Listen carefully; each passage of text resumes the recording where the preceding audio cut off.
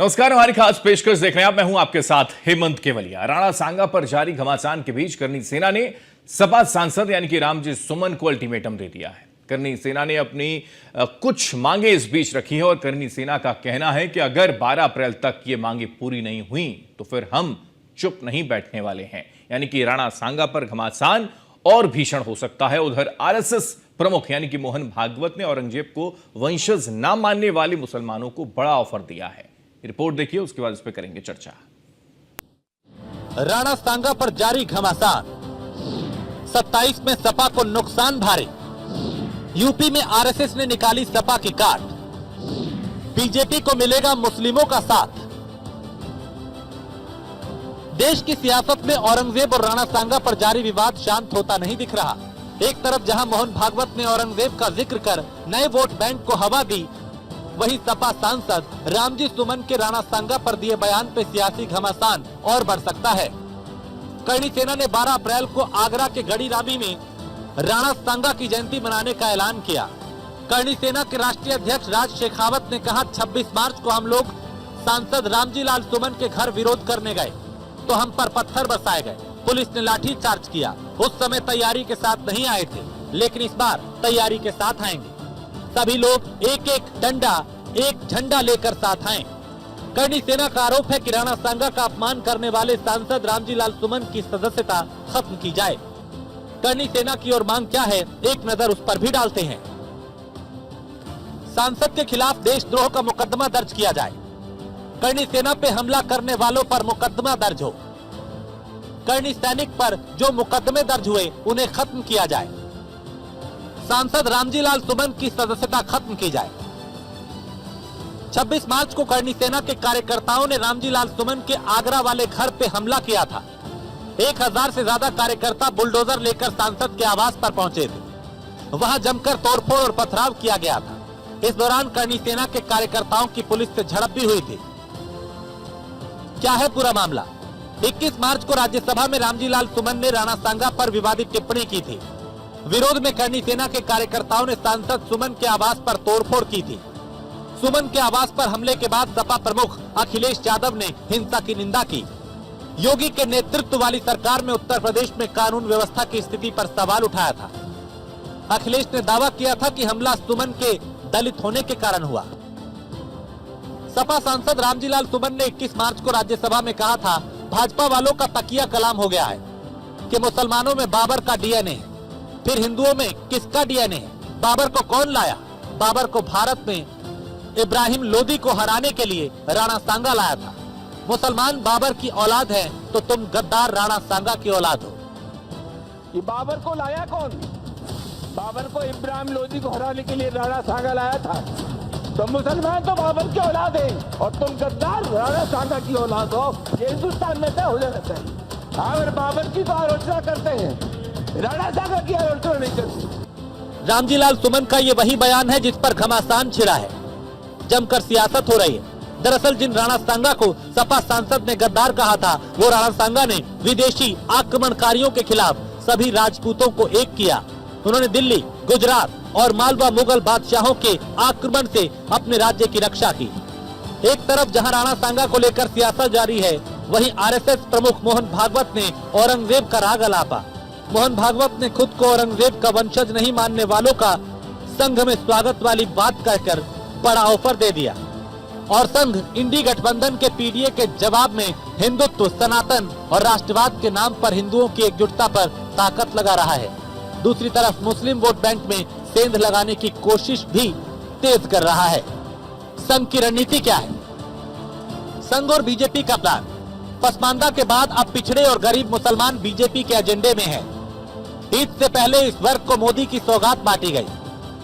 यही वर्ग मोदी सरकार की ज्यादातर योजनाओं का लाभार्थी भी है। वक्फ कानून के बाद भाजपा और संघ संदेश भी देना चाहते हैं। वक्फ कानून गरीब और कमजोर मुस्लिमों के पक्ष में है। इन प्रयासों से बीजेपी को कुछ फीसदी मुस्लिम वोट मिल सकता है। बीजेपी अपने प्लान में कामयाब हुई तो विपक्ष को नुकसान होगा। इन सबके बीच सवाल ये कि क्या आरएसएस अपने प्लान में कामयाब होगा? सवाल ये भी कि क्या यूपी में 27 का रण राणा सांगा और औरंगजेब के इर्द गिर्द घूमेगा?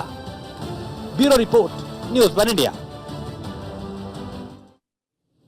दरअसल जब चुनाव नजदीक आते हैं तो कुछ इस तरीके की स्थितियां पैदा होनी शुरू हो जाती हैं जो कहीं ना कहीं, चाहे वो हिंदू मुस्लिम का जिक्र कर लें, 80-20 का जिक्र कर लिया जाए, उस तरफ इर्द गिर्द घूमना शुरू हो जाता है। क्या यही होने जा रहा है 27 के रण को? क्या इसी तरीके से समझा जाए? इसी पर चर्चा करेंगे। कुछ खास मेहमान हमारे साथ जुड़ गए हैं, सीधा उनका तारुफ करवा दें। रत्नेश मिश्रा जी हमारे साथ हैं, बीजेपी के नेता हैं, बहुत स्वागत सर आपका। कपिल श्रीवास्तव जी हमारे साथ हैं, प्रवक्ता हैं समाजवादी पार्टी से, कपिल जी आपका स्वागत है। लोकेश राजपूत हमारे साथ हैं, करनी सेना के अध्यक्ष हैं, लोकेश जी आपका स्वागत है। आलोक द्विवेदी हमारे साथ हैं, पॉलिटिकल एक्सपर्ट के तौर पर जुड़े हैं, आलोक जी आपका स्वागत है।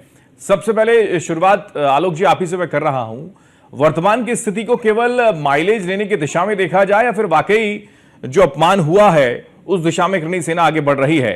यहां पर कहीं कोई पोलराइजेशन करने का कोई ऑब्जेक्ट है नहीं? देखिए, मुझे लगता है कि जो इसमें जो करनी सेना जो आगे बढ़ रही है, ठीक है, मेरा व्यक्तिगत तौर पर मानना रहा है कि सभी लोगों को सम्मान होना चाहिए। हमें ऐसे कुछ भी बयान नहीं कर देने चाहिए जिससे किसी की भावना जो आहत है। जो भी हिंदुस्तानी के लोग हैं या देशद्रोही जो भी लोग हैं, इस सभी की नैतिक जिम्मेदारी बनती है कि किसी भावना को आहत मत कीजिए। यदि किसी भावना को आहत करने से आपको कुछ मिलता तो एक बार आहत जरूर कर लीजिए। आपको क्या मिलेगा? करनी सेना या राजपूत जितने भी हैं या जो ठाकुर हैं, जितने भी लोग हैं, अगर इनके भावनाओं को आहत कर रहे हैं तो उससे आपको क्या हासिल वाला? राजनीतिक मालिश लेना है, उसके लिए बहुत सारे काम किए जा सकते हैं, बहुत कुछ किया जा सकता है। उसके लिए आपको किसी की भावनाएं आहत करने की आवश्यकता मुझे लगता है कि नहीं है। वर्तमान जो राजनीतिक परिदृश्य है वो मुझे दिख रहा है कि दो फार्म में डिवाइड किया जा रहा है। समाजवादी पार्टी की स्ट्रेटजी रही है कि इसको अगला वर्ष पिछला चुनाव अगला लड़ा जाए, और उसमें मुझे लगता है कहीं ना कहीं ये लोग उस दिशा में आगे बढ़ रहे हैं। मुझे लगता है कि इन चीजों से बाहर निकलना चाहिए कि देश में कहीं भी हालात कुछ खराब होता है, लेकिन जब भीड़ एक हुजूम उड़ता है तो वो भीड़ कुछ भी कर सकती है। भीड़ के आगे देखती नहीं कि सामने वाला व्यक्ति कौन है, आगे न पीछे कुछ सोचती नहीं है, उसके कुछ शेयर हो जाता है। मुझे लगता है कि ऐसे बयानों से बचना चाहिए, और ये जबरदस्ती के विवाद उत्पन्न किया गया है। मुझे लगता है कि ये बयान से बचना चाहिए, लेकिन बयान के बाद भी जो संग्राम है वो थम नहीं रहा, तो इसके पीछे कौन जिम्मेदार है? क्योंकि लोकेश जी हमारे साथ हैं, करनी सेना से जुड़े हुए हैं, अध्यक्ष हैं। लोकेश राजपूत जी, क्या कहेंगे आप? क्या वाकई ये स्थिति नहीं है आने वाले वक्त में? क्योंकि एलिगेशन ये भी लगे कि आप लोगों ने कानून को हाथ में लिया, विरोधी पार्टियों के नेता ये जिक्र करते हैं कि उत्पात मचाया गया, उनके आवास को घेरा गया, तोड़फोड़ की गई, और अब 12 तारीख के लिए भी एक बड़ा प्लान। हुक्म हम लोगों ने शांतिपूर्वक हम उनके घर पर करे, ठीक है। घर पे जाने के बाद हमने ऐसा उद्यमी नहीं किया, लेकिन ये लोग इतना उग्र हुए कि ऊपर, आपने वीडियो भी देखा होगा कि ऊपर से जो आक्रांत आए थे, जो उन्होंने ऊपर से आते फेंके, ठीक है, पुलिस को भी घायल किया, हमको भी घायल किया। हम तो एक शांतिपूर्ण उनको धरना देने के लिए गए थे कि उनको ये बोलने गए कि आप जो अभद्र टिप्पणी हमारे महापुरुष के बारे में कर रहे हैं ना, ये आपने बहुत गलत बोला है। अगर इनको बताओ, इनके बाप से कोई ऐसे बोला जाए तो इनको कितना बुरा लगेगा। उसमें समाजवादी पार्टी के मुखिया अखिलेश यादव जी उनको सपोर्ट कर रहे हैं, और उनके बोलने की इस जन्म में तो माफी मांगेंगे नहीं, वो अगले जन्म में भी अगर जन्म होता है फिर भी नहीं मांगेंगे। तो आप इनको ये बताइए कि अगर किसी महापुरुष के बारे में आप अभद्र टिप्पणी करते हैं तो ये इनको शोभा देता है? इतना उम्र उनका बुजुर्ग है, वो अपनी उम्र नहीं देख रहे हैं कि वो क्या बोल रहे हैं, और इसके बावजूद भी समाजवादी पार्टी उनको सपोर्ट कर रही है। लखनऊ में भी हम लोगों ने शांतिपूर्ण, कल हमारे भाइयों ने जाके शांतिपूर्ण धरना प्रदर्शन किया, उसके बावजूद भी इन लोगों ने अभद्र टिप्पणियां की। अभी भी सुमन बोल रहे हैं, सुना होगा हुक्म कि हम लोग पुलिस को हटा दीजिए आप, तो हम अपने आप ही देख लेंगे। तो आप बताइए, ये झुकने की बात कर रहे हैं कि गर्मा गर्मी की बात कर रहे हैं? और रहा 12 अप्रैल का सवाल, 12 अप्रैल को जो हमने इन लोगों से अपनी बातें रखने के लिए बोला है, अगर उनमें ये लोग नहीं मानते हैं तो हम 12 अप्रैल को इनको अपना ताकत का बताएंगे कि हम लोग क्या कर सकते हैं। अगर हमारे किसी भी बुजुर्ग या ताकत के मायने क्या है लोकेश जी? ताकत के मायने क्या है? कानून को हाथ में ले लेंगे? ध्यान रख ले, समाजवादी पार्टी के जो भी आकांक्षाएं हैं, जो भी गलत बोल रहे हैं, जितने भी समाजवादी पार्टी के लोग, आप किसी को भी देख लो, मायावती जी को भी इन्होंने, वो भी तो दलित समाज से आती थी सर, आपको पता है कि उनके साथ भवन में क्या किया गया? वो भी तो समाजवादी पार्टी के आका थे, जिनको अभद्र तरीके से इनको नौचा गया। उनका क्या बोले, हम कह नहीं सकते, और उसके बावजूद भी ये आनंद ले रहे हैं, उल्टा सीधा जवाब दे रहे हैं। लेकिन हिंदू सनातन धर्म शांत नहीं बैठेगा, और इनको 2027 में ये जवाब देगा कि आप लोग ठीक बाबर की, बिल्कुल, अब आप आ गए, अब वहीं आना था आपको। ओके, ठीक सर, मैं लौट रहा हूं, लोकेश जी लौट रहा हूं मैं। कपिल श्रीवास्तव जी हमारे साथ हैं। कपिल जी, क्योंकि हम चर्चा जब करते हैं उसके पीछे वजह वही कि वो बयान दिया और बयान के बाद वो संग्राम, और संग्राम ये थम नहीं रहा, और उसके फिर अलग अलग तरीके के मायने। क्या जरूरत थी, किस तरीके का जिक्र उनकी ओर से किया गया? ना वो जिक्र करते, ना चर्चा होती, ना ये प्रदर्शन करते, और अब तो ये स्थिति है जैसा लोकेश जी कह रहे हैं कि भाई अपने माफी भी मांगने को वो तैयार नहीं है। अब तो समाजवादी पार्टी के मुखिया भी जो है उनको सपोर्ट कर रहे हैं, दलित कार्ड खेल रहे हैं। कपिल जी। हेमंत भाई, सबसे पहले कि एक तथाकथित रूप से टिप्पणी पे तो ये इतना हंगामा कर रहा है, और जब इनके समाज के लोग फूलन देवी के साथ क्या क्या करते हैं, पीडीए के साथ क्या क्या करते हैं, और शिवाजी सुमन के घर जाकर के किस तरीके से बुलडोजर लेके शांतिप्रिय धरना देने गए थे, बुलडोजर लेके, और वो तो दिल्ली के अंदर थे। आप उनके घर पे किससे बात करने चले गए थे? हाँ। भारतीय जनता पार्टी के द्वारा स्पॉन्सर्ड कार्यक्रम चलाया गया है। ये दलित विरोधी लोग हैं।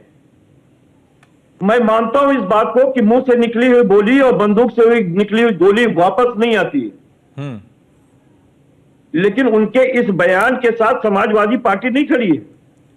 हमने पहले भी कह दिया, हमारे राष्ट्रीय अध्यक्ष ने कह दिया कि राणा सांगा एक महान योद्धा थे। नहीं कपिल जी, वही मैं कह रहा हूं कि जब आप उनको सपोर्ट नहीं कर रहे तो उसके बावजूद फिर ये जिक्र करना कि हम एक महान योद्धा थे, वो शूरवीर थे, उनको ठीक है आप भी बता रहे हैं, क्लेरिफाई कर रहे हैं, तो फिर वो सुमन साहब आकर कह देना, वो कहते मैं तो अपने बयान पर कायम हूं, तो ये बोल रहे हैं, तो फिर पैनिक क्रिएट नहीं होगा कपिल जी, नहीं लगता आपको? और यही वजह है कि करनी सेना के तमाम कार्यकर्ता सड़कों पर उतर रहे हैं, और इसका माइलेज भी फिर आगे आने वाले वक्त में मिलेगा, जाहिर है, आप जानते हैं। वो तो दलितों का उत्पीड़न करना इनका पुश्तैनी कर्तव्य रहा है भाई। क्या फूलन देवी के साथ नहीं किया गया, या किसके साथ नहीं? मूंछ रखने तक पे दलित के तो ये लोग सर कलम करा देते हैं। अभी तो हाल में ही आपने देखा है कि जिस तरीके से हुआ है अलीगढ़ के अंदर, एक दूल्हे को घोड़ी चढ़ने पर जो है वो पेशाब पिला दी गई। भारतीय जनता पार्टी के नेता दलितों को पेशाब पिला रहे हैं, पेशाब के इंजेक्शन इस उत्तर प्रदेश के अंदर लगा रहे हैं, वो बड़ी बात नहीं है साहब। जो तो पीडीए है उनका तो हमारा करना जन्मसिद्ध अधिकार है। और दूसरी बात, जी अगर शूरवीर का अपमान होगा, उनको अगर गद्दार कहा जाएगा तो खून तो खोलेगा ना लोकेश जी का, खून तो खोलेगा यहाँ पर हिंदुओं का, खून तो खोलेगा राजपूतों का, और खोलना चाहिए भी। उसको लेकर बुरा आपको भी लगना चाहिए, और उसको लेकर डिफेंड नहीं करना चाहिए कम से कम। ये स्थिति तो कम से कम आप माने, आप कह रहे हैं कि उन्होंने इसको लेकर ये नहीं कहा, लेकिन कम से कम उसको लेकर माफी मांग लेते, उस विवाद को खत्म कर देते, ऐसा तो हो सकता था। भारतीय मुसलमानों को बाबर की औलाद कहा जाता है और औरंगजेब की औलाद कहा जाता है, तब तो कोई नहीं निकलता। यानी कभी ये माने कि हवा में समरंगे हैं, ये मान ले दोनों ही पार्टियां ये जिक्र कर रही हैं हवा में समरंगे हैं। हम गलत क्या बोलते हैं? औरंगजेब की औलाद तो है, बाबर की औलाद तो है, कोई चीज नहीं है।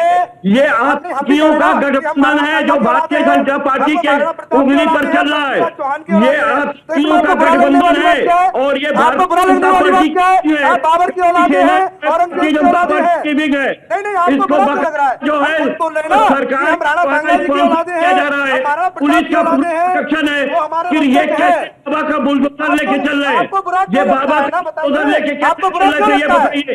ये केवल दलितों को पेशाब पिलाने वाले लोग हैं, ये दलितों के अपमानित करने वाले लोग हैं, ये बहन फूलन देवी का बलात्कार करने वाले लोग हैं, ये बहन फूलन देवी का। ठीक है लोकेश जी सिलेक्टिव रहते हैं इसमें।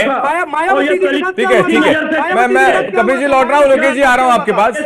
गर्म खून है सर, उबाल मार रहा है, आ रहा हूं मैं, आ रहा हूं। रत्नेश जी इस पे काउंटर कर दीजिए, क्योंकि मैं इस पर आगे इस पे डिबेट को जोड़ना चाह भी रहा हूं, क्योंकि औरंगजेब का जिक्र करते हुए संघ प्रमुख की ओर से जो कहा गया वो भी तो पोलराइज कर रहा है, वो भी तो ध्रुवीकरण की तरफ इशारा करता है मुसलमानों को लेकर। रत्नेश जी। हेमंत जी, आपको और साथी पैनलिस्टों को और देश की जनता को मेरी तरफ से जय श्री राम। जय श्री राम। हेमंत जी, इस देश का दुर्भाग्य ये है कि एक नेता उठता है और कहता है कि औरंगजेब उसके हीरो हैं, और उसको पार्टी से निष्कासित भी नहीं करता पार्टी का राष्ट्रीय अध्यक्ष। उससे जवाब भी नहीं मांगता कि आपने ऐसा क्यों बोला। अब वो किस पार्टी का नेता था? अभी हमारे समाजवादी पार्टी का कह रहा था कि संसद में किसने कहा तुमने की कार्रवाई क्या है भाई? ये हेमंत जी, ये क्या है? ये बंदरों की तरह उछल कूद काहे कर रहे हैं ये? भाई इनकी आदत है, भाई इनकी आदत है। रत्नेश जी, उनकी पिच पर जाकर आप शॉट लगाएंगे तो बुरा तो लगेगा ना कपिल जी को। ठीक है, कपिल जी मैं लौट रहा हूँ। मैंने आपको सुना है। सुनना तो ओके। मैंने आप ही सुनिए ना, सुनना तो है ही नहीं, सुनना तो सुनिए। श्रीवास्तव जी, अन्यथा प्रदेश की जनता छोड़ेगी नहीं। इस चैनल के माध्यम से भी लोग देख रहे हैं कि मैंने आपको सुना और आप शाह अमरीक की तरह तुरंत उछल कूद करने लगे, कूद गए तुरंत। मैं फिर वही कह रहा हूँ, देखिए हेमंत जी, मैं इसका डॉग बाइट नहीं कर पाऊंगा, प्लीज इनको शांत करिए। मैंने शांति से सुना है, सुनेंगे तो मैं बोलूंगा। चलिए तुम्हारे ठीक है। कहते हैं कि तुमका जो विधायक है। ओके कपिल जी मैं आऊंगा, प्लीज आपको मौका मैंने पहले ही दिया, मैं फिर आपको मौका दूंगा। कपिल जी मैं लौट रहा हूं, एक बार रत्नेश जी की बात पूरी हो जाए फिर मैं वापस आऊंगा आपके पास। अब लगातार आप बोलेंगे तो डिस्टर्ब होगा सर, डिबेट नहीं हो पाएगी, please. Okay Ratnesh ji complete कर लिए फटाफट 30 सेकंड। हेमंत जी इनकी यही आदत है। मैं चलिए, अब आप सब्जेक्ट पे आइए सर। आपको और साथी पैनलिस्टों को और देश की जनता विधायक को और चमड़ी का सौदागर बताया, बताओ तुमने क्या कार्रवाई की? हेमंत जी शांत करा दो प्लीज, मैं आपसे नहीं बोल पाऊंगा। अरे दादा इनको ये बताओ, आप डिबेट की बात कर रहे हैं। तो अभी जब ये बलात्कार हुआ था लड़कियों के साथ, तो समाजवादी पार्टी के मुखिया मुलायम सिंह ने क्या बोला था? तो बच्चे गलतियां हो जाती है। Okay sir, okay please Lokesh ji please एक समय में एक बोले प्लीज। ओके, यहाँ पर समूह को नंबर बनाने, लेकिन इतने नंबर मत बनाइए कि स्क्रीन से आउट हो जाए और फिर मेरी डिबेट डिरेल हो जाए, प्लीज। ओके प्लीज, मैं आ रहा हूँ। कपिल जी मैं लौट रहा हूँ, कपिल जी मैं आ रहा हूँ। कपिल जी मैं आपको पूरा मौका दूंगा, आप जानते हैं मैं आपको पूरा मौका दूंगा। प्लीज एक बार रत्नेश जी की बात पूरी हो जाए, कहिए सर बिना इंटरप्ट जी। हेमंत जी, आपको और साथी पैनलिस्टों को और देश की जनता को मेरी तरफ से जय श्री राम, जय श्री राम, आगे बढ़िए जय सर। श्री राम, हर हर महादेव, जय मां भवानी। आवाज आता हूँ। समाजवादी पार्टी के नेता मंदिर घंटे राजनेता मत बनो, इस देश को नीतियों की जरूरत है। संविधान कपिल जी जय श्री राम, हर हर महादेव, इन सारे स्लोगन से आपको इतनी आपत्ति क्यों है सर? प्लीज उनकी बात पूरी हो जाए एक बार sir. Kapil Shrivastava ji please. Okay, जय मां भवानी, जय मां दुर्गा, जय मां पार्वती, जय बजरंगबली, जय विष्णु भगवान, जय ब्रह्मदेव, जय ये तो औरंगजेब को मानते हैं ना, ये तो औरंगजेब को होती रहे। औरंगजेब को मानते हैं। औरंगजेब, अरे लोकेश भाई मैं जवाब दे रहा हूँ, जवाब दे रहा हूँ, आप शांत रहिए। भाई अबू आदमी जब औरंगजेब को अपना हीरो बताता है तब इनको नहीं लगता कि औरंगजेब कैसे हीरो है, उससे जवाब बेटा था करनी सेना के ननिहाल और ममेरा आप अच्छे पैनलिस्ट हैं कपिल जी, आप बार-बार इंटरप्ट कर रहे हैं, मेरे को अच्छा नहीं लग रहा। अब इस आप प्रकार बार-बार की इंटरप्ट टिप्पणियां अगर करेंगे हेमंत जी, प्लीज आप एक बार अगर 30 ये सेकंड लोग दे इस दीजिए ना प्रकार की उनको, टिप्पणियां उसके बाद मैं करेंगे, आपकी इस बात पूरी कर प्रकार दूंगा। बोलेंगे। आपकी मैं पूरी बात सुनूंगा, एक बार 30 सेकंड दे दीजिए ना रत्नेश जी को। आप इतने सहिष्णु क्यों जा रहे हैं इस डिबेट के अंदर? प्लीज कहिए रत्नेश जी, 30 सेकंड में कंप्लीट करें और जय श्री राम सुन लिया सर। हेमंत जी मैं फिर कहूंगा, आपको और साथी पैनलिस्टों को और देश की जनता को मेरी तरफ से जय श्री राम, हर हर महादेव, जय मां भवानी। इनकी पार्टी के नेता अबू आदमी चिल्लाते हैं कि औरंगजेब उनके हीरो है, तो उनको क्यों ना कहा जाए हीरो? आप अपने बाप दादा को ही बताते हैं। ठीक है रत्नेश जी, एक बड़ा आरोप लगाया है कपिल जी ने एक बड़ा आरोप लगाया है, कानून व्यवस्था आपकी, सिस्टम आपका, सरकार आपकी, उसके बावजूद भी एक सांसद के आवास पर हमला हो जाता है। रत्नेश जी जवाब तो देना पड़ेगा ना आपको, जवाब देना पड़ेगा आपको। हमला हो जाता है और तोड़फोड़ होती है और फिर वो कह रहे हैं कि दलितों पर अत्याचार की तो नियत है आपकी, आपके सरकार की, आपके सिस्टम की, वो कह रहे हैं। कहीं जवाब दीजिए फटाफट रत्नेश जी। हेमंत जी प्लीज मैं आपसे विनती कर रहा हूँ जी कि आप मुझे 30 सेकंड बिना बिल्कुल दिलवा दीजिए जी। मैं हर बार शुरू से ही बोलूंगा। मैं फिर कह रहा हूं, आपको साथी पैनलिस्टों को और देश की जनता को मेरी तरफ से जय श्री राम, हर हर महादेव, जय मां भवानी। इनकी पार्टी के नेता औरंगजेब को अपना हीरो बताते हैं, तो हीरो तो हम लोग अपने बाप दादा को बताते हैं। मेरे वंशज राम है, मैं राम को अपनी हीरो मानता हूं। राणा सांगा को गद्दार बोलते हैं इनकी पार्टी के नेता, उस पर इनकी पार्टी कोई कार्रवाई नहीं करती, तो अपने आप से स्पष्ट हो जाता है। जहां तक हो जाती है प्रॉब्लम है सर, सिलेक्टिव हो जाते हैं आप लोग सभी है, जो बोलना है मीठा मीठा गपगप और कड़वा कड़वा थूथू वाली स्थिति है सर। रत्नेश जी अभी भी जवाब नहीं मिला, मैंने जो सवाल पूछा उसका जवाब अभी तक मेरे को मिला नहीं। मैं अब लौट रहा हूँ रत्नेश जी, प्लीज मेरे पास वक्त नहीं है, प्लीज मैं लौट रहा हूँ। आलोक द्विवेदी जी ये पर जोड़ लेता हूं, फिर मैं आऊंगा, आप फिर मौका दूंगा। कपिल जी नाराज हो जाएंगे, नहीं तो कहेंगे कि आप ना तो सदन के अंदर बोलने देते हैं और ना ही मीडिया जो है वो डिबेट में हमको मौका देती है, वो तो आरोप लगाना शुरू कर देंगे। सर मैं आ रहा हूं। Okay Alok ji, Alok ji please please please media के लिए जवाब नहीं है, प्लीज प्लीज, इनके पास जवाब होगा तभी तो कुछ कहेंगे ना ये। ठीक है लोकेश जी, आलोक जी लेकिन ये जो स्थिति है, क्योंकि मैं इस डिबेट में भी देख रहा हूँ, आलोक जी, कपिल जी मैं आ रहा हूँ, प्लीज प्लीज आ रहा हूँ कपिल जी। आलोक जी ये जो डिबेट में मैं देख पा रहा हूँ, क्या कर दिया है इस देश के अंदर, क्या स्थिति पैदा कर दी है, हिंदू मुसलमान और औरंगजेब वर्सेस राणा, क्या हो गया? मुझे बैठाया किसने? आलोक जी। आपने भाई, आपने मुझसे जवाब ही नहीं सुना भाई, नहीं क्या मैं जाऊं फिर? मैं बोल लूं? जी आलोक जी। आपको जब मुझे समय नहीं देना है। अरे रत्नेश जी मैंने आपको पूरा मौका दिया सर, लगातार आप ही बोल रहे हैं, मैं आपके पास वापस आऊंगा, लेकिन आप जय श्री राम से आगे तो बढ़े। आलोक जी कहिए। रोक नहीं पा रहे हैं, वो खुली गुंडाई कर रहा है, बैठकर खुद बोल लेता है, दूसरों को बोलने नहीं देता। अब रत्नेश जी आप जय श्री राम से आगे बढ़ेंगे तब तो कुछ बोलने दूं मैं आपको, आप बोल ही नहीं पा रहे हैं। ठीक है आलोक जी अपनी बात पूरी करें फटाफट 30 सेकंड में। ओके आलोक जी को सही हो जाओगे, बोलूंगा समाजवादी पार्टी में गुंडा बोल बैठा दिया यहाँ पे। मैं फिर कहूंगा कि अगर ये लोग औरंगजेब को अपना हीरो मानेंगे तो औरंगजेब की औलाद कहे जाएंगे, राणा सांगा को गद्दार कहेंगे तो उसका जवाब मांगा जाएगा। अखिलेश यादव अगर अपनी पार्टी के नेता पे कार्रवाई नहीं कर पा रहे तो जवाब मांगा जाएगा। तीसरी बात इन्होंने दलितों की बात की, हेमंत भाई इनसे पूछिएगा कि कितने क्या करने ये बताओ, कितने प्रदेश अध्यक्ष इन्होंने दलित बना दिए, कितने प्रदेश पैनल में समाजवादी पार्टी का पक्ष रखने वाला भी दलित नहीं है। बड़ा गंभीर मामला और बड़े दुख के साथ ये कहना पड़ रहा है कि सब्जेक्ट को लेकर भी आप पार्टी जो है वो गंभीर नहीं है, और यही वजह कपिल जी ने आपने शुरुआत में भी कहा कि हम इसको लेकर डिफेंड कर रहे हैं, लेकिन कम से कम आप अपने सांसद से माफी मंगवा लेते तो ये फसाद ना होता, ये विवाद ना होता। लोकेश जी जो जिक्र कर रहे थे और रत्नेश जी जो जिक्र कर रहे थे, माफी के साथ रोक रहा हूं।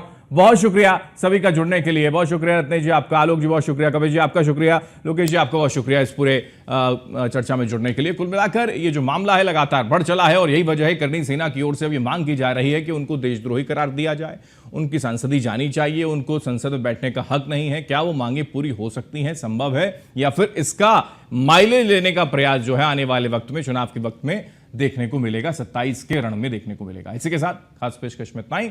आप देखते रहिए न्यूज़ इंडिया। नमस्कार।